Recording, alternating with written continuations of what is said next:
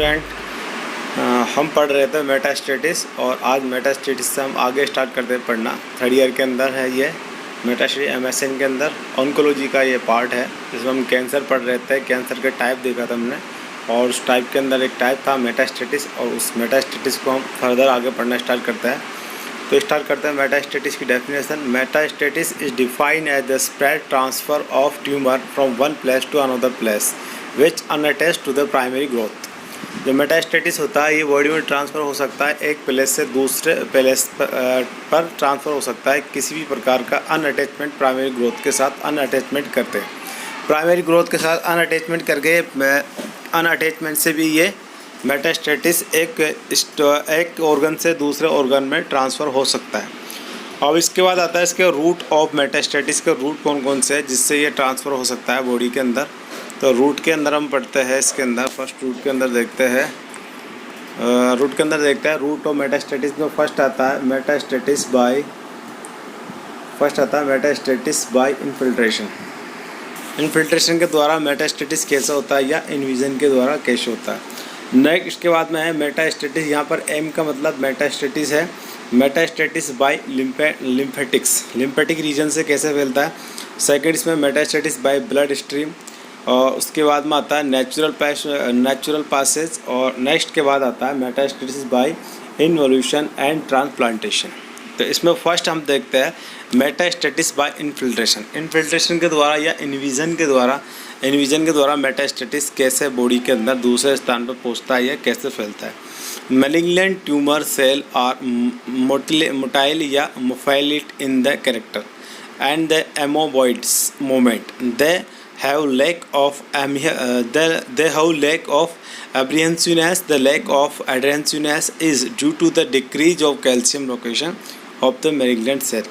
जो malignant cell होती है उसको हम मोटाइल कैरेक्टर की सेल भी बोलते हैं और इसके अंदर एक एमियोबॉइड मूवमेंट होता है जो जैसे एमीबियासिस के अंदर होता है एमीबॉइड मूवमेंट, वैसे एक मूवमेंट इसमें पाया जाता है जिसके कारण क्या होता है बॉडी के अंदर डिक्रीज होता है कैल्शियम का कंटेंट। कैल्शियम बॉडी से कम होना स्टार्ट हो जाता है और मेलिग्नेंट ट्यूमर सेल कैंसर जो सेल है वो ग्रोथ होना स्टार्ट कर देती है। अब ये ग्रोथ कैसे करती है इसके अंदर देखते हैं। मेलिग्नेंट सेल प्रोड्यूस करती है हाईली यूरेडेज एंजाइम को। मेलिग्नेंट सेल ने प्रोड्यूस किया हाईली यूरेडेज एंजाइम जिससे क्या होगा पेनिट्रेशन होगा और उसके बाद में ये डाइजेस्ट हो जाएगा कोलेजन फाइबर और सराउंडिंग टिश्यू। डाइजेस्ट करेंगे इसको, जो कोलेजन फाइबर से जो चारों ओर पाए जाते हैं टिश्यू के वो इसको डाइजेस्ट करेंगे किसको, हाया ल्यूरिडेज एंजाइम को, जिससे क्या होगा बॉडी के अंदर ये ट्रांसफ़र होगा from one two another place tissue, एक टिश्यू से दूसरे टिश्यू के अंदर ये ट्रांसफ़र हो जाएगा।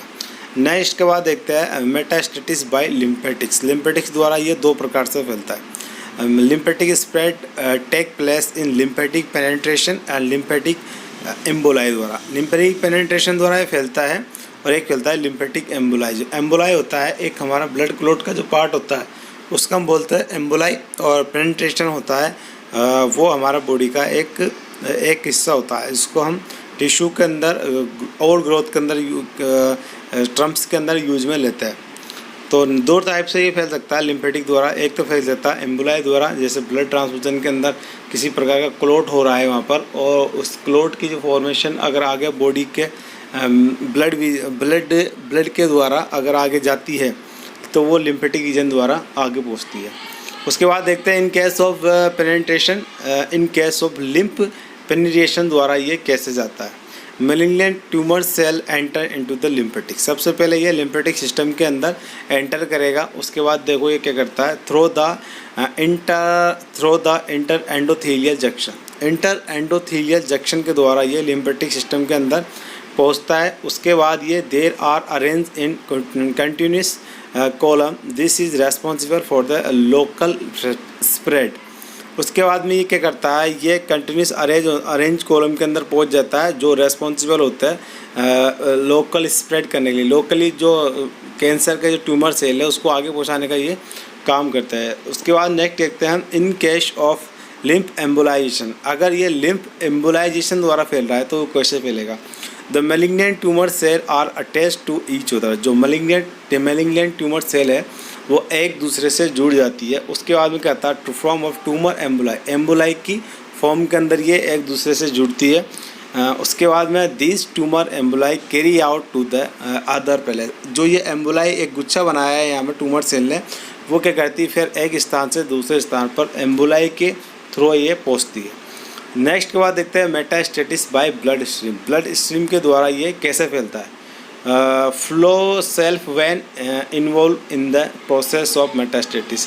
जो हमारी वेन होती है ये इसके अंदर इन्वॉल्व होती है मेटास्टेटिस करने के लिए। ब्लड स्ट्रीम के द्वारा वेन के थ्रू ये बॉडी के अलग पार्ट के अंदर जाता है। नेक्स्ट के बाद देखते हैं हम प्राइमरी जो है इसके अंदर पुलमोनरी वेन।